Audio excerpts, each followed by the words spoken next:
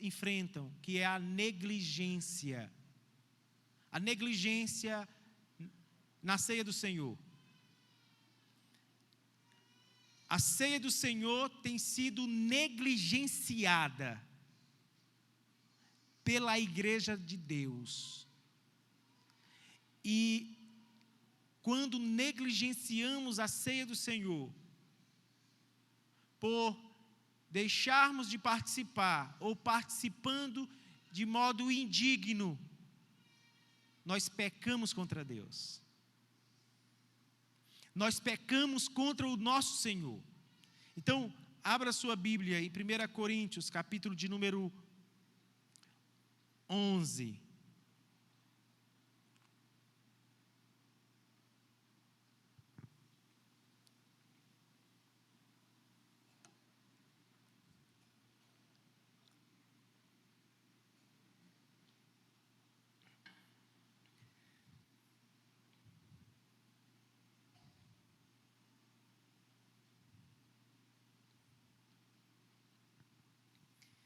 Vamos ler os versículos 17. Os versículos 17 ao final. Nisto, porém, que vos prescrevo, não vos louvo. 1 Coríntios 11, versículo 17. Nisto, porém, que vos escrevo, não vos louvo, porquanto vos ajuntais não para melhor, e sim para pior. Porque antes de tudo estou informado, haver divisões entre vós, quando vos reunis na igreja, e eu em parte o creio. Porque até mesmo importa que haja partidos entre vós, para que também os aprovados se tornem conhecidos em vosso meio. Quando, pois, vos reunis no mesmo lugar, não é a ceia do Senhor que comeis, porque ao comerdes, cada um toma antecipadamente a sua própria ceia, e há quem tenha fome, ao passo que há também quem se embriague.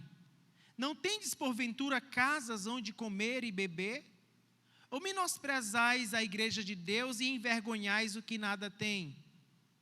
Que vos direi? Louvar-vos-ei? Nisto certamente não vos louvo. Porque eu recebi do Senhor que também vos entreguei. Que o Senhor Jesus, na noite que foi traído, tomou o pão. E tendo dado graças, o partiu e disse: isto é o meu corpo que é dado por vós. Fazei isto em memória de mim. Por semelhante modo, depois de haver ceado, tomou também o cálice, dizendo: este cálice é a nova aliança no meu sangue. Fazei isto todas as vezes que o beberdes, em memória de mim. Porque todas as vezes que comerdes este pão e beberdes o cálice, anunciais a morte do Senhor, até que Ele venha. Por isso, aquele que comer o pão ou beber o cálice do Senhor indignamente, será réu do corpo e do sangue do Senhor. Examine-se, pois, o homem a si mesmo, e assim coma do pão e beba do cálice. Pois quem come e bebe sem discernir o corpo, come e bebe juízo para si. Eis a razão porque há entre vós muitos fracos e doentes, e não poucos que dormem. Porque se nos julgássemos a nós mesmos, não seríamos julgados. Mas quando julgados, somos disciplinados pelo Senhor, para não sermos condenados com o mundo. Assim, pois, irmãos meus, quando vos reunis para comer, esperai uns pelos outros. Se alguém tem fome, coma em casa, a fim de não vos reunirdes para juízo. Quanto às demais coisas, eu as ordenarei quando for ter convosco. Amém. Mais uma vez, Senhor, imploramos a Tua bênção sobre esta pregação de hoje. Rogamos que a palavra do Senhor seja recebida com toda a autoridade da parte do próprio Senhor. Que os nossos irmãos e amigos também compreendam a vontade de Deus para as suas vidas. Oramos, pedimos a bênção do Eterno, em nome de Jesus. Amém. Quem tem filhos, sabem e já experimentaram momentos de muita chateação ao redor da mesa. No almoço, por exemplo. Talvez você já teve a experiência de chamar seu filho para o almoço e ele dizer que não quer vir. Ele fica no quarto. Já aconteceu isso? Com um dos seus filhos? Na hora do almoço, você chama para almoçar e seu filho fica no quarto e diz que não quer comer, não está com fome.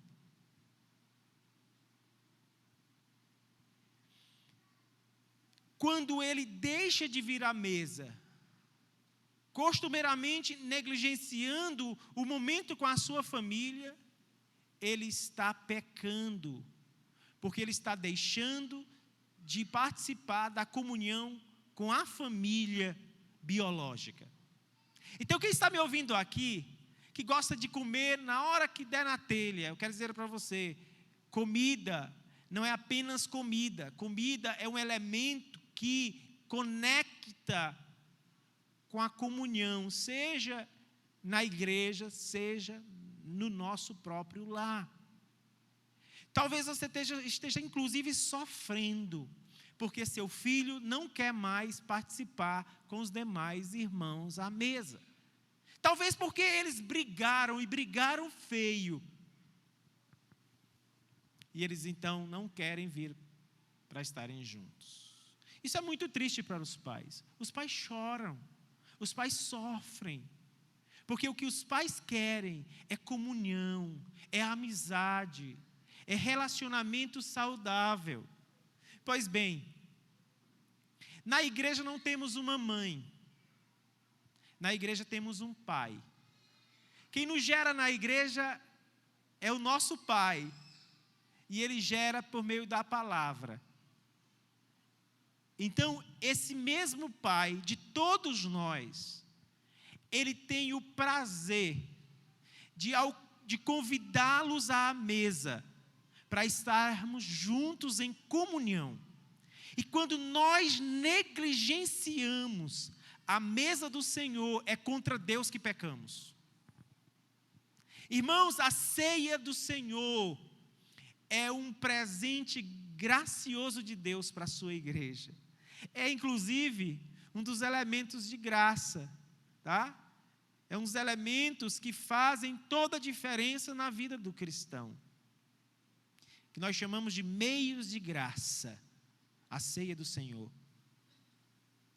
Então, hoje foi comunicado que teríamos ceia, com exceção daqueles que estão enfermos, que não puderam vir a esta noite, por questão mesmo de impossibilidade. Os que não estão aqui estão negligenciando e estão pecando. Você que está nos assistindo, que é membro desta igreja, que foi convocado para estar na ceia do Senhor, no culto com a participação da ceia, você está pecando. Não é contra o pastor e nem contra a liderança da igreja, é contra o próprio Deus que o convidou. Não tem nada pior do que um pai fazer um convite com um tom de chamado, de ordem, e o filho simplesmente virar as costas e dizer que essa comida eu não quero comer, não gosto de estar com vocês. Pois bem, irmãos, quando nós viramos as costas para a ceia, nós estamos dizendo isso. Não gostamos do Senhor, não gostamos dos seus filhos, não queremos fazer parte desta família. É isso, pesa muito. Então, veja só, eu quero compartilhar com vocês, são muitas verdades que esta passagem transmite. Mas nós temos um tempo limitado, hoje também é ceia.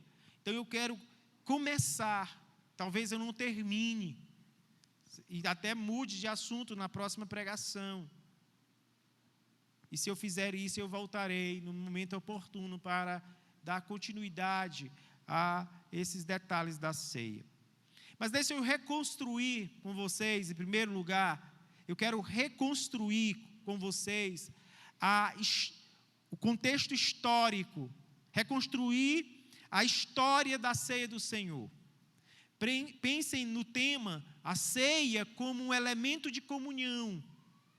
Então pensem primeiro na reconstrução histórica da ceia.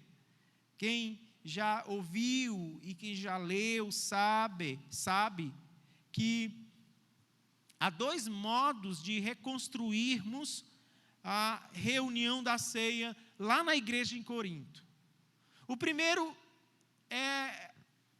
modo de reconstruir é pensando em dois momentos na igreja, que é o momento da festa do amor, chamada festa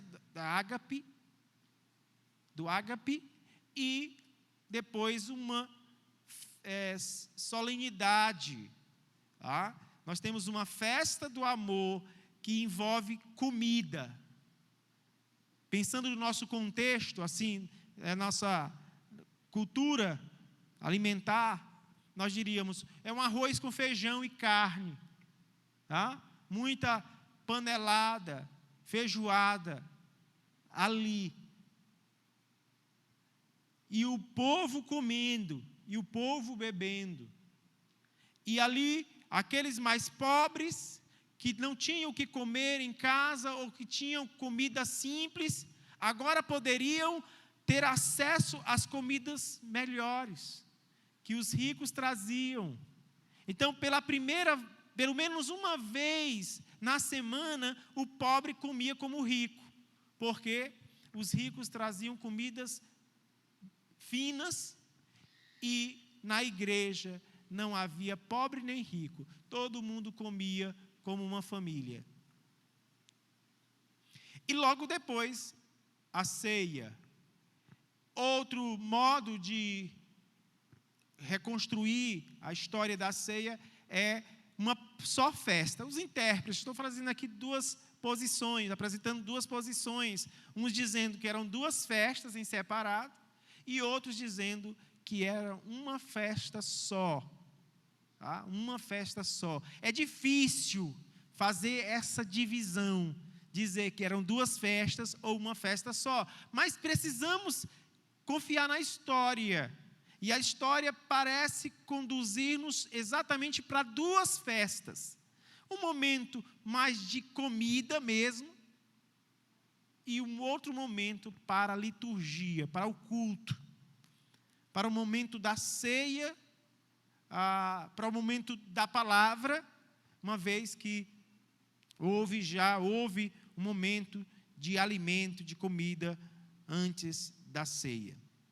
E quando pensamos exatamente nessa reconstrução histórica, nós estamos olhando para a igreja em Corinto, para a epístola, olhando para ela, nós vemos problemas, porque quando vamos reconstruir, inclusive o contexto histórico desta passagem, nós descobrimos que as reuniões da igreja não eram feitas num templo, feito assim, propriamente para reuniões. Viu, professora? As reuniões no Novo Testamento eram em casas de irmãos. A igreja se reunia nas casas, porque o cristianismo era uma seita para o Império Romano. Não era uma religião reconhecida pelo Império. Nesse período. E as casas que recebiam os irmãos eram casas de pessoas que tinham mais condições, que podiam receber um número maior de pessoas e que podiam também servir para esse momento de comunhão. E como eram as casas naquele período? Elas eram construídas como nós temos hoje, nós temos alguma aparência de casas lá do início do primeiro século. Casas luxuosas, que tinham uma sala de jantar luxuosa, tá? E ao redor, fora dessa sala, havia um pátio aberto. Um pátio, sem cobertura, tá? E a casa com uma sala bem luxuosa.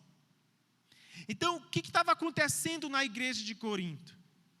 Quando eles se reuniam, Paulo vai dizer no versículo 17, nisto, porém, não vos louvo. Ou seja, ele começa dizendo, eu não posso elogiar vocês, eu não posso louvar pela atitude de vocês aqui. Se vocês observarem o capítulo 11, ele vai começar falando, tá? Ele vai falar, ele vai tecer elogios à igreja, tá? Mas aqui, o versículo 17, ele diz que nisso, porém, que vos prescrevo, não vos louvo, porquanto vos ajuntais não para melhor e sim para pior. Por que para pior?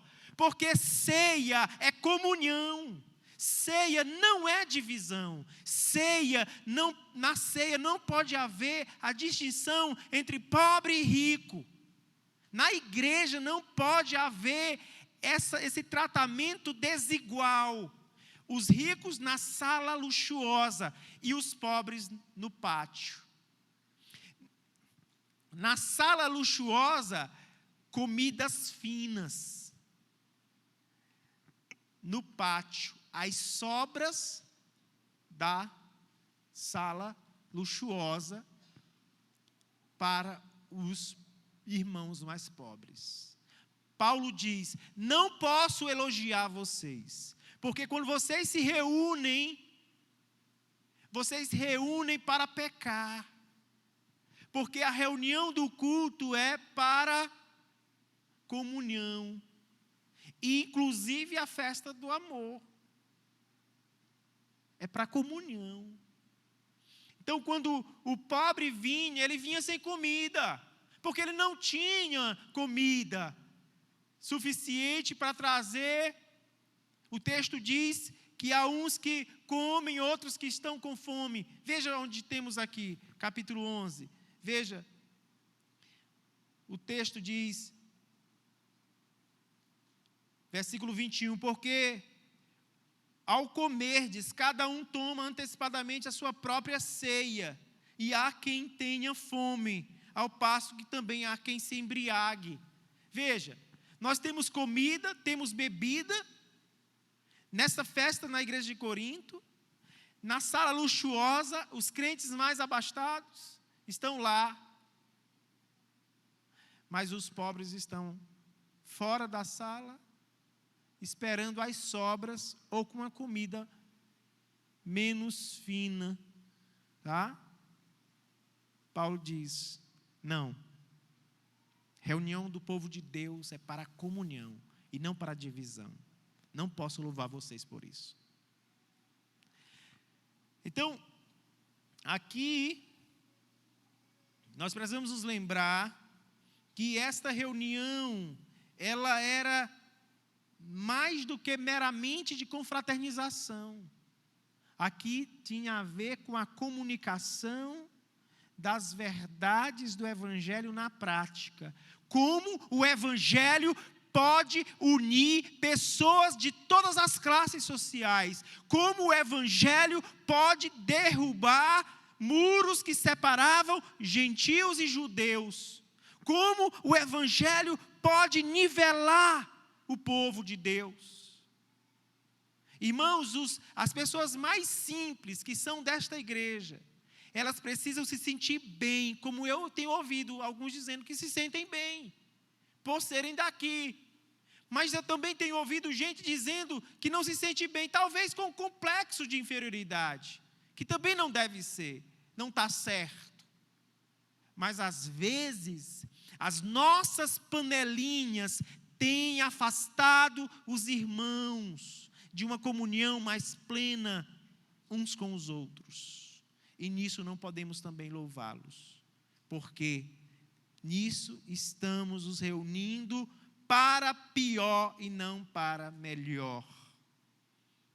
Meus irmãos, então nós temos aqui uma imagem de duas reuniões, uma para comer e depois a liturgia. E quando se reuniam para comer, prejudicavam a liturgia, porque quando comiam e fazendo distinção, separando, quando na verdade deveriam unir-se. Temos aqui, irmãos, a ceia, a mesa que está posta, ela representa a comunhão da igreja de Cristo, como já temos dito. E nesta comunhão, nós temos os símbolos que envolvem a ceia. Então eu quero mostrar agora os símbolos que demonstram que a mesa é comunhão do povo de Deus e com o próprio Deus. O simbolismo da ceia tem vários elementos diferentes, e todos eles enfatizando a comunhão e a provisão de Deus, bem como o que significa viver dentro do pacto. Veja só, nós temos aqui uma mesa. Inclusive, a ceia é chamada de a mesa do Senhor, não é isso? A mesa do Senhor. E por que há uma mesa aqui na igreja, com os elementos? É proposital, meus irmãos. Essa mesa, ela é proposital. Ela é um símbolo que comunica a comunhão dos filhos à mesa.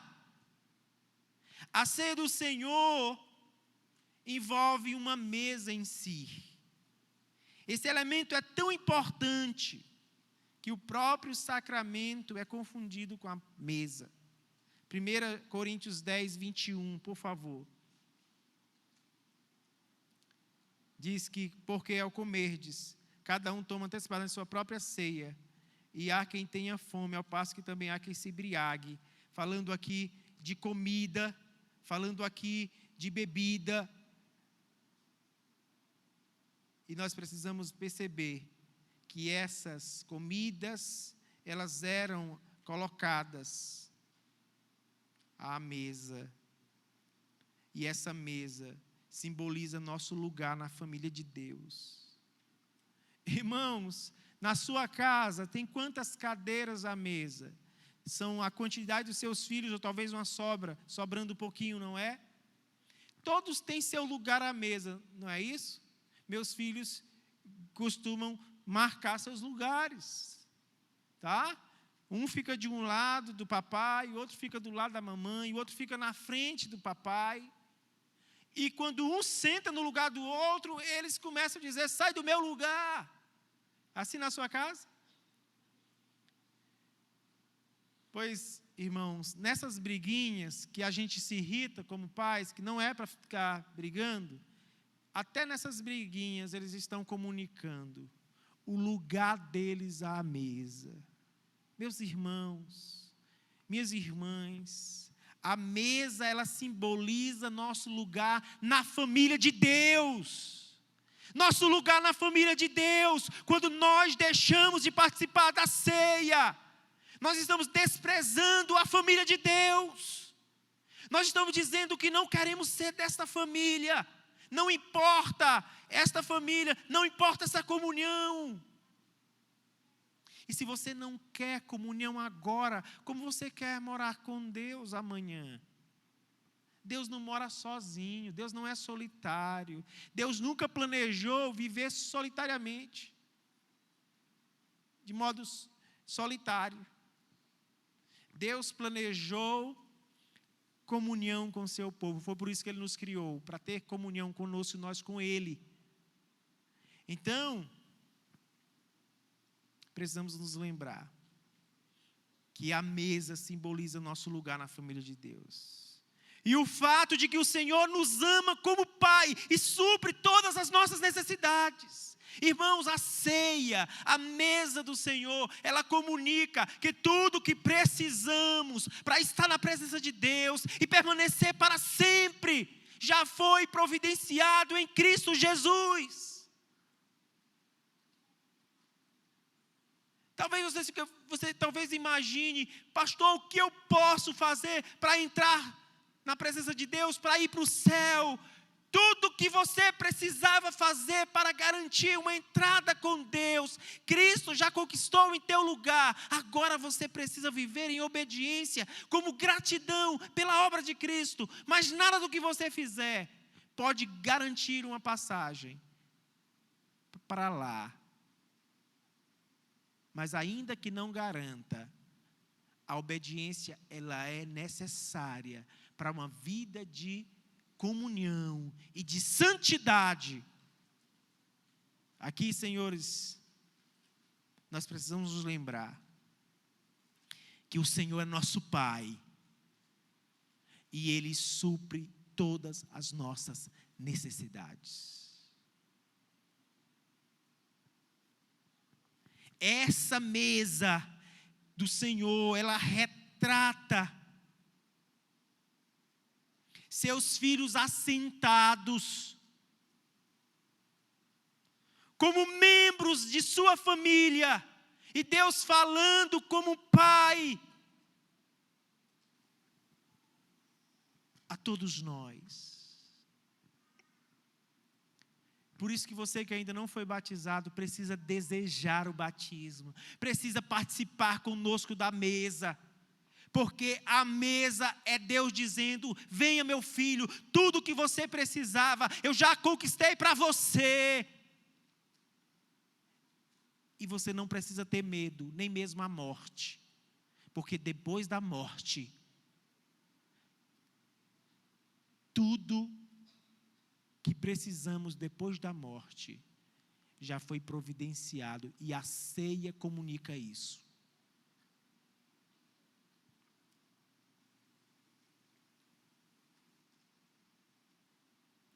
Então, quando nós chegamos ao culto, participamos da ceia, nós estamos também desfrutando da comunhão e do cuidado de Deus para nós.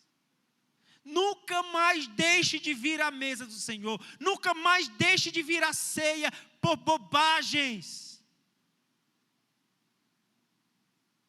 Nunca mais vire as costas para o Senhor Deus. Nunca mais queira ficar fora da comunhão. Nunca mais deixe seu lugar reservado na mesa do Senhor.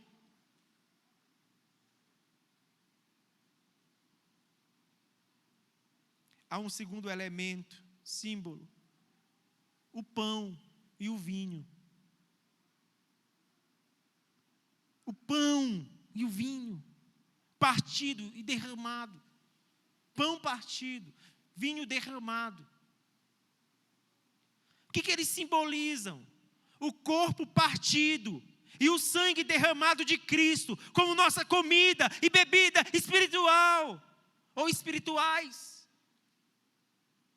Meus queridos irmãos, quando comemos o pão, quando provamos do vinho, nós estamos dizendo que Cristo, o seu corpo é a nossa comida, seu sangue é a nossa bebida. Jesus disse isso. Ele disse que Ele era o pão, para que nós pudéssemos comer dele como a nossa comida eternamente. Irmãos, Cristo é a nossa comida e bebida espirituais. Comida espiritual diária. O pão e o vinho São meios pelos quais nossa vida espiritual é alimentada. Eu não estou falando literalmente de pão, literalmente de vinho. Eu estou falando que o que o pão comunica, o que o vinho comunica, é o corpo e o sangue de Jesus. E quando você vem à mesa e pega esse pedacinho de pão, porque não é um lanche, é um símbolo. Você está dizendo: Cristo é o meu alimento eterno. Seu sangue é minha bebida e eu nunca mais terei sede eternamente. Irmãos, a mesa do Senhor comunica verdades espirituais eternas. E você nunca poderá perder isso. Porque por mais que sejamos pecadores, por mais que nós decepcionemos vocês, às vezes por coisas que você julga que é assim, quando o outro diz que é daquela outra forma, e ali você começa a criar problemas bobos que querem te afastar de Deus e da comunhão com o povo de Deus, você perde a principal coisa, que é a comunhão, a posição ali na mesa, ou melhor, o seu lugar à mesa. Então nós temos a mesa, o pão e o vinho, que apontam para Cristo como nossa comida e bebida. Mas nós temos que comer, não é? Não basta ter pão e vinho, tem que comer e beber. Então, aqui é outra figura, a ideia de comer. É o símbolo ao comer. Porque não basta ter algo para oferecer para alguém, preparar algo com muito cuidado, e a pessoa não querer comer. Então, o comer e o beber é também um elemento, um símbolo na comunhão, tá? Isso retrata a nossa fé e nos mostra a importância e a necessidade da fé. Irmãos, quando nós comemos o pão, nós estamos, e quando nós exercitamos a nossa fé, nós estamos crendo que esse pão, ele aponta para a obra de Jesus por mim, pelo meu pecado. E quando eu como, eu estou dizendo que estou participando da morte, do sepultamento e da ressurreição de Jesus. Quando eu como do pão, eu estou conectando a minha fé com o Senhor, dizendo que eu não vou mais morrer eternamente, porque aquele que crê em mim não morrerá eternamente, disse Jesus. Porque quando eu como, eu estou dizendo, eu já morri com Cristo, eu fui crucificado com Ele. Agora não sou eu mais quem vive, Cristo vive em mim. Então, quando eu como pão, eu estou dizendo, eu morri na cruz. Como, rapaz, eu morri na cruz? Pastor, como é que é esse negócio? Eu morri na cruz porque Cristo estava lá em meu lugar. Eu fui sepultado com Cristo. Mas eu também fui ressuscitado com Cristo. Então, o corpo de Jesus, ele foi para a cruz. O corpo de Jesus foi para o sepulcro, mas o corpo de Jesus também ressuscitou. E a Bíblia diz que um dia nós seremos ressuscitados, e um dia nós seremos como Ele, glorificados. Não é deuses, mas seres humanos glorificados. Quando comemos, quando bebemos, nós estamos usando a nossa fé como a boca da nossa alma. Irmãos, a confissão belga chama a fé de a boca, a mão e a boca da nossa alma. Confissão belga é um documento antigo, uma das primeiras confissões reformadas na Europa, nos Países Baixos. Confissão belga chama a nossa fé de a mão. Por que a mão? Porque não basta alguém oferecer para você. Você precisa receber. Estenda a sua mão. Não basta alguém preparar comida para você te oferecer. Você precisa pegar a comida e levar à sua boca. Por que que tanta gente ouve o evangelho e vai embora e nada acontece? Sua vida não muda. Por quê? O evangelho foi oferecido. Você não estendeu a mão. E quando estende a mão, você não leva a sua mão até a sua boca. E uma vez que você não come, você não é alimentado com as verdades espirituais. E se você não é alimentado com as verdades espirituais, você continua morto em delitos e pecados. Então a fé, ela é necessária para que nós sejamos alimentados espiritualmente. Porque quantas vezes nós comemos o pão e bebemos do cálice apenas para que as pessoas não descobrissem que estávamos em pecado.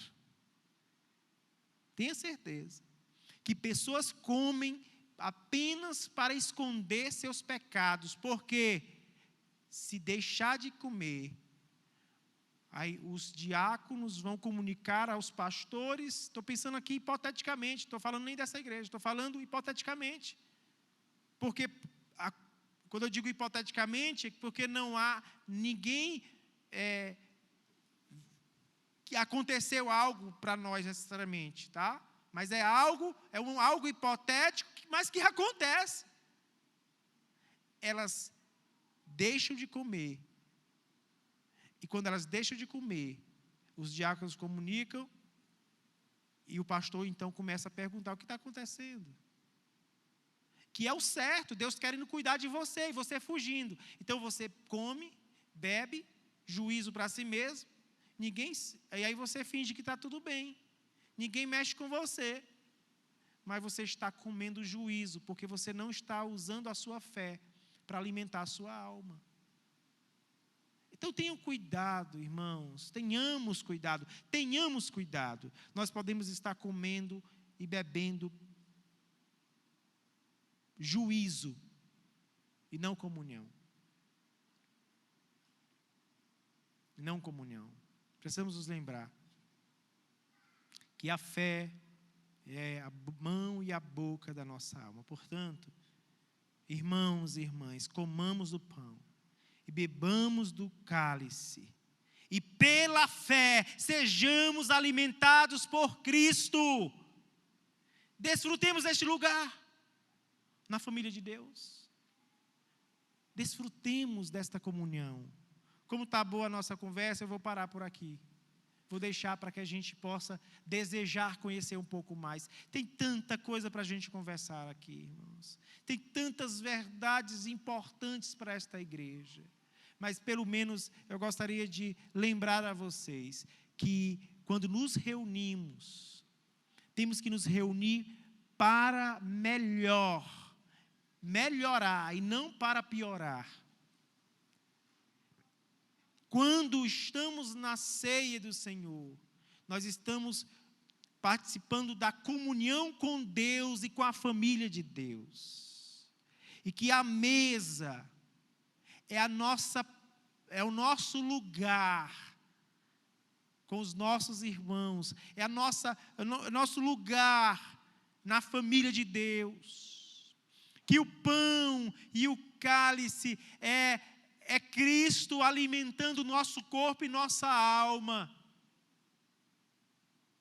Não apenas para o agora, mas para toda a eternidade. Irmãos, haverá um dia em que o que vai mais importar para nós é se estamos em Cristo ou não. Não vai ser o que você construiu, não foi o que você ganhou ou deixou de ganhar, mas se você está em Cristo. Temos que nos lembrar que não basta ter comida, não basta ter bebida, nós precisamos comê-la, bebê-la, porque se não comermos, se não bebermos, de nada adiantará a comida. E se você rejeita essa comida, você está rejeitando o próprio Jesus. Vocês sabiam que quando vocês e eu rejeitamos a ceia, nós estamos rejeitando o próprio Jesus? O negócio é sério, muito sério. Por isso eu quero convidar você, que está aqui, membro desta igreja,